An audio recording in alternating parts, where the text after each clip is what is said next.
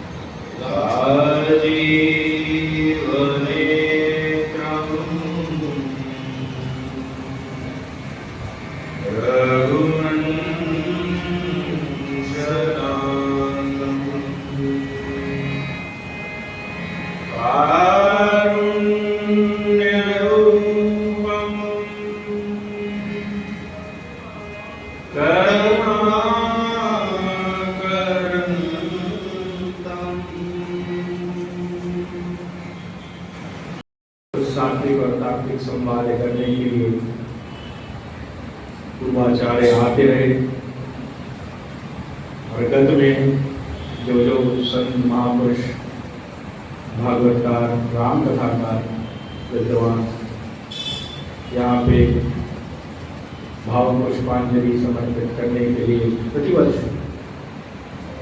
उनका आना रहता है। उस क्रम में पूज्य दादाजी मानस संत डॉक्टर श्रीनाथ जी मिश्र का भी बहुत वर्षों पूर्व हाथरस बुलाने वाले भी हमारे अरोड़ा बाबू जी, जगह कौन सी थी मुझे खबर नहीं। प्रथम जो वक्ता हुए ऐसे महादेव हैं, तो मेरा निवेदन था कि मैं इस बार भगवान शंकर देवादिदेव भूतनाथ भगवान का आपके सामने गायन करूं। द्वादश ग्रंथावली में तो जहाँ मौका वहाँ हमारे गोस्वामी तुलसीदास जी महाराज को मिला, वहाँ महादेव का स्मरण किया है। और मानस की छत्र छाया में रहने वाले श्री रामचंद्र मानस को पढ़ने वाले जानते होंगे कि गोस्वामी जी की क्या श्रद्धा और क्या विश्वास हमारे महादेव के ऊपर है। सातों कांड के मंगलाचरण में हमारे भगवान शंकर को सबसे पहले गोस्वामी तुलसीदास जी दोहे में भगवान शंकर के चरित्र के गुणगणों का गान हमारे गोस्वामी तुलसीदास जी महाराज करते हैं। और जब शिव चरित्र को विश्राम देते हैं तब कहते हैं कि चरित सिंधु गिरिजा रमण वेदन पावनिका और वर्णौ तुलसीदास किमी अतिमति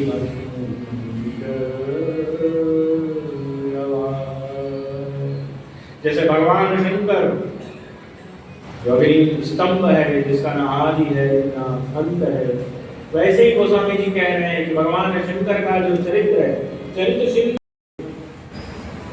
रास्ते पे चलना उसको सीखा नहीं, जहां लाभ होगा उसी क्षेत्र में उतरेगा। तो एक महात्मा के पास एक व्यक्ति गया, कहा कि गीत लगाते हो, कथा गाते हो, तो इसका फल क्या है। जैसे गोस्वामी तुलसीदास जी महाराज से भी पूछा गया, इस रामचंद्र मानस को लिख रहे हो तो एक बात यदि मैं आपसे पूछूं कि इस मानस को पढ़ने, गाने अथवा तो स्मरण करने का क्या फल है, और आपने क्या पाया मानस को? आपने क्या कहा, आपको क्या मिला इस मानस से? तो कहा मुझे तो ज्यादा कुछ तो मैं नहीं बोल सकता, क्योंकि मुझे क्या मिला है उसके विषय में जगत कल पल मांतर तक युगांतर तक गाएगा कि क्या उसे मिला और क्या मुझे मिला। पर मैं बस यही जानता हूँ, यही मह रघुपति नाम उदारा अति पावन पुराण सुखी सारा। अरे मंगल भवन अमंगल हारी द्रवम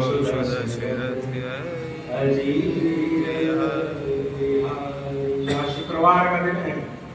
आप भी इसको पढ़ो, आप भी इसको गाओ, तो आपके ऊपर भी उनकी उदारता आएगी, आपके अंदर भी उदारपन हो जाएगा। और भगवान ने देखो उदार को ही पसंद करते हैं। जितने भी व्यक्ति विशेष भक्त हुए सब उदार चित्त हुए। दलितों से भगवान मीटरों की दूरी रखते हैं। अब कितने मीटर की रखते हैं उसका मैं बात करूं तो फिर आप जबरदस्ती झंझट में फंसने की बात नहीं। उदार चित्त ऐसो को उदार करना। हमारे भगवान रामचंद्र के नाम के साथ उदार बालपन से लगा के निवेदन किया, हनुमान तू भी चल। तो देखो सरकार वैकुंठ चलेंगे तो आपका दर्शन होगा, जरूर होगा। पर ठीक है, दर्शन हो अच्छी बात है, पर आपकी कथा से हम वंचित हो जाएंगे, इसलिए मुझे इस धराधाम में रहने दो। और जब तक यहाँ पे भगवान की कथा होती रहेगी तब तक श्री हनुमान जी महाराज यहाँ पे कलिकाल में विद्यमान रहेंगे। और हमारे हनुमान जी महाराज जहाँ कथा होती है वहाँ पहुँच जाते हैं, वहाँ जाकर के कथा को सुनने लगते हैं। तो ये तो सुजन सजीवनी पुरी सुहाई कलिकामताई सुजन सजीवन गुरुविश्राम सकल जनरंजनी राम कथा कलिकल सविरंजनी गुरुविश्राम सकल जनरंजनी राम कथा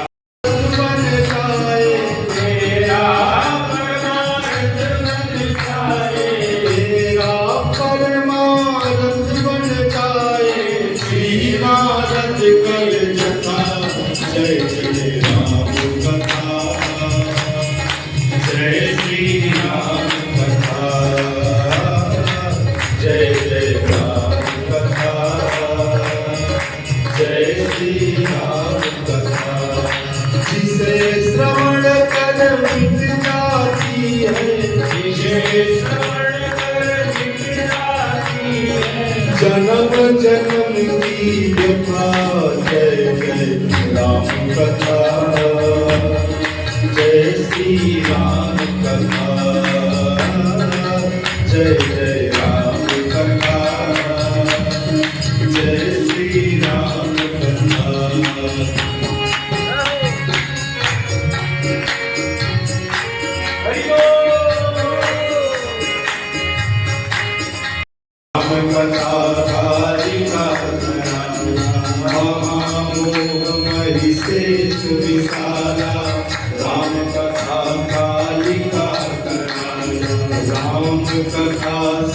किरण समाना संग चकोर करहि जेहि पाना। राम कथा सच किरण समाना संत चकोर करहि जेहि पाना। सुन कर तू भी अमर हो जाए, तू भी अमर हो जाए। हाँ सुन कर तू भी अमर हो जाए। जय जय राम कथा जय श्री राम कथा जय जय राम कथा जय श्री राम कथा। जिसे श्रवण कर मिट जाती है, जिसे श्रवण कर मिट जाती है जन्म जन्म की व्यथा। जय बड़ी सुंदर व्याख्या श्री महादेव जी पंडित जी अयोध्या कांड के पहले नंबर श्लोक में गोस्वामी तुलसीदास जी महाराज ने किया। पहला नंबर श्लोक है। अब आज तो आपके पास यहाँ मानस नहीं है, पर आप कथा से लौटिएगा रात्रि का 10 साढ़े 10 बज जाएगा। आज तो नहीं, कल पूजन करने जब बैठेंगे तो जरूर उसका स्मरण करिएगा और मानस बोल के देखिएगा मैं बोल कहाँ से रहा हूँ। यहाँ गोस्वामी तुलसीदास जी महाराज ने भगवान शंकर के 9 रस किया। रस की नगरी है हाथ रस, तो 9 रस की चर्चा 7 दिनों के बीच में करें। 9 दिन की होती तो एक दिन में एक रस, पर मैं इसको अपने हिसाब से बढ़ाऊंगा घटाऊंगा, तो 7 दिनों तक देवादिदेव महादेव की नवरस की चर्चा आपके बीच में होगी। और नित्य 7:45 8:45 के बीच में हम लोग आकर के कुछ नहीं करेंगे, 7 दिन केवल और केवल महादेव को प्रणाम करेंगे। ये नवरस की वंदना करके गोस्वामी तुलसीदास जी महाराज हमारे भगवान शंकर को प्रणाम करेंगे। फातिमा कहने प्रणाम। भगवान शंकर को गोस्वामी तुलसीदास जी महाराज ने कहा कि सरकार बाबा आप जो हैं अखिल रसामृत मूर्ति हैं, इसलिए आपको प्रणाम प्रणाम प्रणाम। तो हम भी अखिल रसामृत मूर्ति भगवान शंकर को नित्य 7 दिनों तक आपके साथ जितनी भी संख्या में आप हैं बाबा को यहाँ बैठ करके बाबू जी का स्मरण करते हुए और नित्य शिव जी को हम प्रणाम करेंगे। देखो जिसके इस चरित्र को आप सुनने के लिए यहाँ विराजमान होना, वो बहुत मस्त देवता है। ऐसा देवता है जिसकी उपासना डाकिनी साकिनी भूत प्रेत पिशाच किन्नर सब करते हैं, देवता करते हैं, राक्षस करते हैं, ज्ञानी करते हैं, वैरागी करते हैं, सारे लोग इनकी उपासना करते हैं। इसलिए देवादिदेव महादेव है। राम जी की वंदना केवल प्रबुद्ध और भक्त कोटि के लोग करते हैं। कृष्ण जी की भी रसिक संप्रदाय वाले भक्त लोग करते हैं, राक्षस लोग नहीं करते हैं, दैत्य के लोग नहीं करते हैं, जिसको सिद्धि प्राप्त करनी है वो नहीं करते हैं।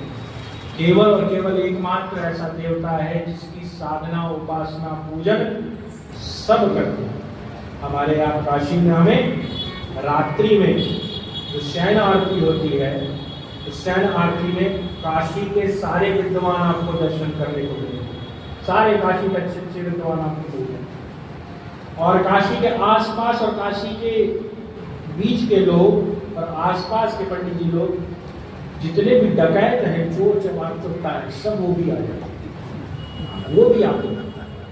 उसके बाद आप दर्शन करिएगा किसका किसका राजाधिराज काशी नरेश शरणार्थी वो आएंगे और कुत्ता बंदर सब आपको उस समय पे जरूर दिखेंगे। रात्रि में जो 10:30 से 11 के बीच में आते विद्वान भी दिखेंगे, चोर डकैत भी दिखेंगे और राजा लोग भी दिखेंगे, ब्रह्मर्षि दिखेंगे, ऋषि दिखेंगे, आचार्यगण दिखेंगे और सब मिल करके भगवान शंकर की। और ऐसी आरती विश्व में कहीं नहीं होती जहां हरि और हर दोनों की आरती, नर और नारायण की, अरे माने भगवान शंकर की और नारायण की दोनों की आरती होती। तो ऐसा देवता है जो तनिक तनिक में प्रसन्न हो जाता है। आपने चित्रों में दर्शन किया होगा, चलचित्रों में देखा होगा कि महादेव की आंख आधी खुली हुई है, पूरी नहीं खोलते, आधी खुले रहते।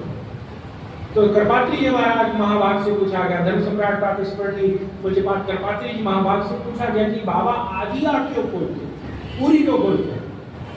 तो कहा आधी आंख इसलिए खोलते हैं कि भगवान शंकर को केवल और केवल भक्त के हृदय में राम जी का दर्शन करना है।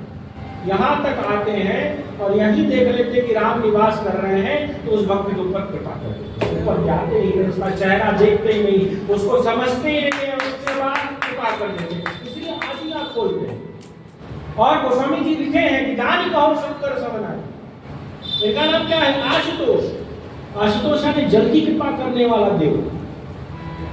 राम जी की उपासना करो, भगवान कृष्ण की उपासना करो, अन्य जितने भी देवी देवता हैं उनकी उपासना करो, तनिक समय लगा करके आते हैं, समय लगा करके आते हैं। और ये देवता शीघ्र सामने प्रकट हो जाता है, पूछता है बोलो बोलो बोलो क्या चाहिए। देखो राम राम करते करते करते करते आंख खोलता है और सामने वाला वरदान मांगता है और वरदान मांगते ही तुरंत एवं वस्तु कर देते हैं। माँ पार्वती ने कहा बाबा कुछ सोच समझ करके वरदान दिया करो। उस समय कहा यदि हम सोच समझ करके वरदान देने लगेंगे तो हमको फिर भोला बाबा कौन देगा। अभी सावन गीता है, आप कांवरियों से सुनिए तो कांवरिया कहते हैं भोला बाबा पार करेगा, लंगड़ा बाबा पार करेगा, सब बाबा को याद करते हैं, हर हर महादेव, हर हर महादेव। ये भोलेनाथ है, ये भोले शंकर है। इसीलिए इनका नाम हो, क्योंकि ये सोचते समझते नहीं। और दान करने में सबसे श्रेष्ठ कोई देवता है, जो मांगा सो दिया। और मैं आपसे निवेदन कर रहा हूं कि किसी भी चीज की आपको आवश्यकता है, लोक परलोक, लौकिक पारलौकिक, कैसी भी आपको चीज व्यवस्था चाहिए, वस्तु विशेष चाहिए, तो बाबा को पकड़ लो। राम भी चाहिए तो बाबा को पकड़ लो। भगवती की उपासना करते हो, शक्ति की उपासना करते हो, नवरात्र समीप है, अभी हमारा पितृ पक्ष लगेगा, उसके बाद नवरात्रि आएगी, जयंती मंगलाकाली भद्रकाली कपालिनी दुर्गा क्षमा शिवा धात्री स्वाहा सुधा नमोस्तुते सर्व मांगल मांगल्ये शिवे सर्वार्थ साधिके शरण्ये त्र्यंबके गौरी नारायणी नमोस्तुते। यदि भगवती की उपासना करनी है, प्राप्त करना है, तो भी आपको शिव जी का भजना पड़ेगा। आप कृष्ण के भक्त हो, शिव को भजना पड़ेगा। अरे कृष्ण जी भी जिस समय राधिका जी को प्राप्त करना हुआ, तो कृष्ण जी ने पहले भगवान शंकर की उपासना की है, तब मां राधिका प्राप्त हुई। इसकी चर्चा, विशेष चर्चा हमारे धर्म सम्राट प्रातस्मरणीय पूज्यपाद करपात्री जी महाराज ने स्वामी अखंडानंद जी के सामने, उड़िया बाबा का आश्रम था, वहां पे 1 महीने तक केवल एक श्लोक के ऊपर, वराहपीठम के ऊपर 1 महीने तक कथा कही थी। वहां उन्होंने इसकी बात रखी थी कि कृष्ण को भी जब मां राधिका को प्राप्त करना हुआ, तो रुद्र का उपासना। श्रोता बैठे थे, ब्रजवासी, आप महाराज कहाँ मिलता है, ये कहाँ मिलता है? तब करपात्री जी महाराज ने बड़ा ही सुंदर बात कहा, सब तुम्ही लोग को मिल जाएगा तो हम लोग घास छीनेंगे, सब तुम्ही लोग जाओगे तो फिर हम लोग का क्या काम रह जाएगा? इस समय बताया है, कृष्ण उपनिषद उठा करके पढ़ो, और कृष्ण उपनिषद में मिलता है कि वंशस्तु भगवान रुद्र, भगवान कृष्ण के पास जो बांसुरी है वो साक्षात महादेव का अवतार है। उसी को अधर पे रख करके जिस समय भगवान कृष्ण बजाते हैं उस बांसुरी को, और आचार्य कहते हैं कि ब्रज जीवन ओढ़न की तकिया, उस बंसी को देख करके ब्रजवासी ग्वाल कृष्ण भक्त कह रहे, वाह बंसी कौन तक तू कियो, रात गिरधर मुखे लागे कौन गोरस पियो। रे बंसी, तुमने कौन सी तपस्या की जो जीवन पर्यंत कृष्ण के अधर पे पड़ी रहती हो, कृष्ण के श्वास का रसास्वादन करती हो। अरे तुमने कौन सी तपस्या की? वो कोई और नहीं, वो महादेव है। ब्रज जीवन तो तनिक मजा कम आएगा, पर आप बहुत अच्छे श्रोता हैं, आप समझेंगे कि मैं क्या बोल रहा हूँ, आचार्य पद्य के द्वारा क्या प्रकट कर रहे हैं। कितना सुंदर बंसी के विषय में आचार्य लिख रहे हैं कि ब्रज जीवन ओढ़न की तकिया, कर फूल में सेज सवारती हो, अज शीतल मंद सुगंध समीर, अलकार पवन डुलावती हो। भगवान कृष्ण फूलों की सेज पे सोते हैं, वहीं पे बंसी को भी रखते हैं। जो तकिया लगाते हैं उसी तकिया पे बंसी को भी सिर रख देते हैं। और पदचा पद दाम दो कर सो, और जिस समय अधर पे लगाते हैं तो बंसी के चरणों को दबाते हैं, तब बंसी में से स्वर निकलता है। पदचा पद दाम दो कर सो, तो मन मोदन मानती हो।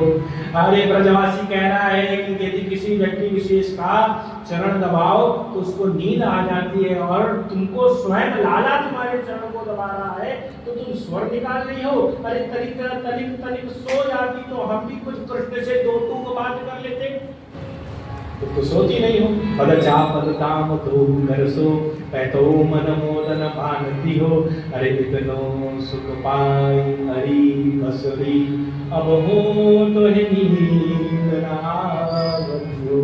इतना सुख पाने के बाद भी तुमको नींद नहीं आती। तो भगवान शंकर स्वयं बंसी के रूप में है। तो सोचिएगा कि राधा रानी को प्राप्त करना हुआ, माँ राधा को प्राप्त करना हुआ, तो भगवान कृष्ण ने भी शंकर जी की उपासना की। और परम ब्रह्म में उत्तम यह धरणी, महिमा विद जाय नहीं वर्णी, करियो या समुदापना मोरे हृदय परम कल्पना।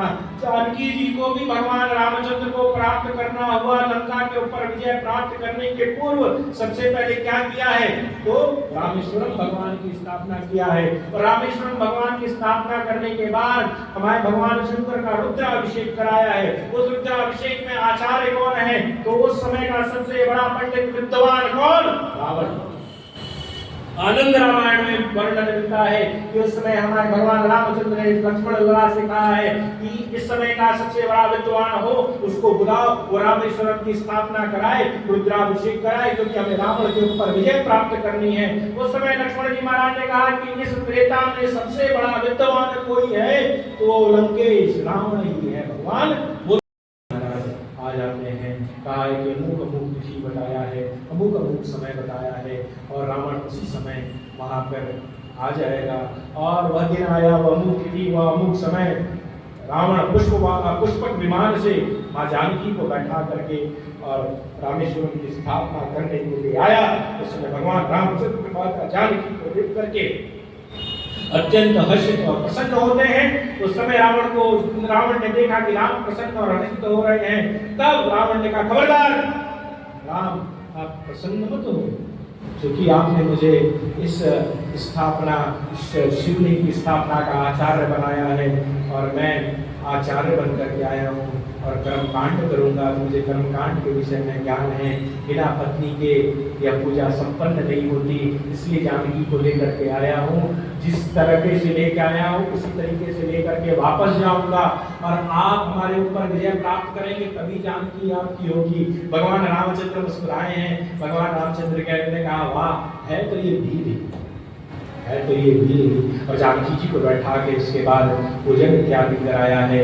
और पूजन इत्यादि कराने के उपरांत भगवान रामचंद्र ने कहा, बोल रावण, क्या दक्षिणा चाहिए, क्या दक्षिणा चाहिए। समय रावण ने कहा, तू तपसी, तेरे पास है क्या, तू देगा, रानी बोल, वो बोलेगा वो मैं दूंगा। उस समय रावण ने, पंडित जी बहुत सुंदर बात कही है। रावण ने कहा है कि राम, जब आपको देखते हैं तो आपको देख करके मेरी दुश्मनी कमजोर पड़ गई। यदि कुछ दक्षिणा देना हो तो यही दक्षिणा में दो, दुश्मनी मजबूत बनी रहे, क्योंकि आग का स्वभाव और आग का प्रभाव देख करके दुश्मनी कमजोर है। शिव भक्त है महाराज, जिसने शिव तांडव का रचना किया हो, जिसने भगवान शंकर के ऊपर भाष्य लिखा हो, तो कमजोर हो गई। जब जब तुम्हारे स्वभाव को देखता हूँ, तुम्हारे प्रभाव को देखता हूँ, दुश्मनी कमजोर पड़ने लगती है। गोस्वामी जी ने देखा ना उत्तरकांड में कि अस स्वभाव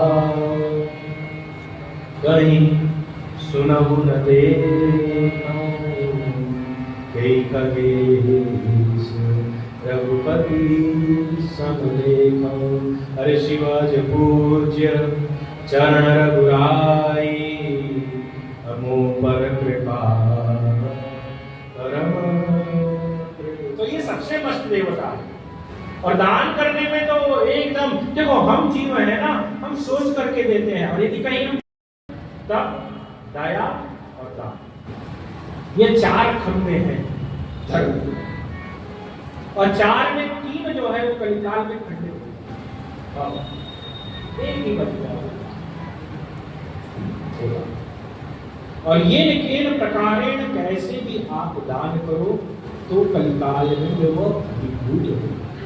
चाहे दुपट्टा दान करो, उसमें लिखवा दो कि इनके सौजन्य से महाराज जी को ये दुपट्टा दान किया, और भी दिया जाऊंगा, पर दे रहे हो ना, कहीं ना कहीं आपको उसका फल मिलेगा। जैसे पंखा दान होता है, 3 पुस्तों का नाम लिख दिया गया, स्वर्गीय दादा, फिर परदादा और स्वर्गीय पिताजी के नाम से पुत्र फला फला ने इस पंखे को दान दिया है। तो जब पुजारी पंखा खोलता है तो 3 पुष्प लटक रही है, और दादाजी कहा करते थे, तू लटक तो अपने पुष्पों को लटका रहा है। 84 लाख की होनी काट करके तो बेचारा आया, चक्कर में फंस करके वापस इस धराधाम से गया, तो उसको ऊपर वापस डाल दिया है। तो पर दान तो दान, तो स्वामी जी कह रहे हैं किसी भी विधि, प्रगति चार हैं, प्रगति चार निज धर्म के, कलिमह एक प्रधान, ये जी मेरे दानी करो कल्याण। दान ही कल्याण करने वाला है, और दान करने के आचार्य हमारे भगवान शंकर हैं। जो मांगा सो दिया, तुरंत दिया, विचारा नहीं, और विचार करके देने वाला कभी दानी हो नहीं सकता। हमारे कागज में कुछ बात स्वामी कन्हैया जी महाराज सुनाया करते थे, सत्रों में सुनाया करते थे। भागवत जी का स्वरूप ही कहा गया। पूरा भारत एक स्वर से स्वामी कन्हैया जी महाराज को भागवत जी का स्वरूप माना है। तो बड़ी सुंदर बात कथा में, मतलब अब भाई कथा हो रही है तो श्रोताओं को सीख देनी है, तो बातों को कहीं ना कहीं से कलेक्ट करके तो देना पड़ेगा कि आपको सरलता सुतर जाए।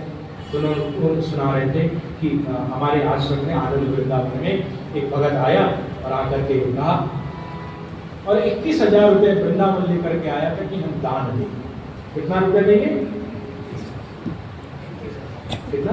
21,000। हाँ, अब अच्छा होगा तो बोलते रहे साहब, श्रोता वक्ता ज्ञान नहीं। इसका ख्याल करके मैं बोलूँ, आप बोलिए, आप बोलिए, मैं सुनूं, मेरी केवल जिम्मेदारी नहीं, आपकी भी जिम्मेदारी।